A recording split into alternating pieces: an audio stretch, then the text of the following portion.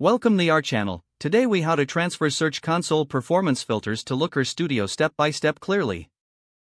Open your browser and navigate to Google Search Console. Log into your Google Search Console account. Select the property for which you want to transfer performance filters. Go to the Performance section on the left sidebar. In the Performance report, apply any necessary filters, such as queries, pages, country. Once you have adjusted your filters, click on the Export button located at the top right corner. Choose the format you prefer, such as CSV or Google Sheets.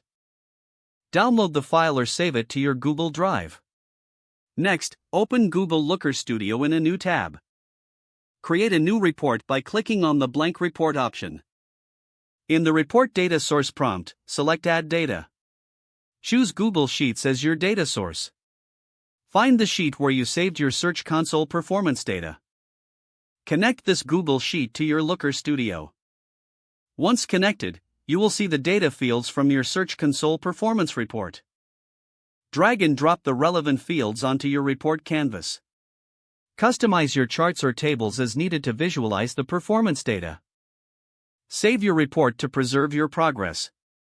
Review your report to ensure everything displays correctly. Make any additional adjustments to the design or layout as desired. Finally, share your Looker Studio report with your team or stakeholders as needed. If the page does not load, refresh the browser or try again in a private or incognito window. Make sure you are using the correct email address, then retype it carefully to avoid small typos. If your password is not accepted, use the reset option and create a new strong password you can remember. Check your spam folder for verification or security emails, then complete any requested confirmation steps. Enable two-factor authentication if available to improve account security and reduce unauthorized access risk.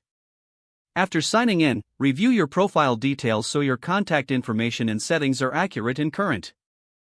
If you see an error message, note it down and try again after restarting your device and internet connection.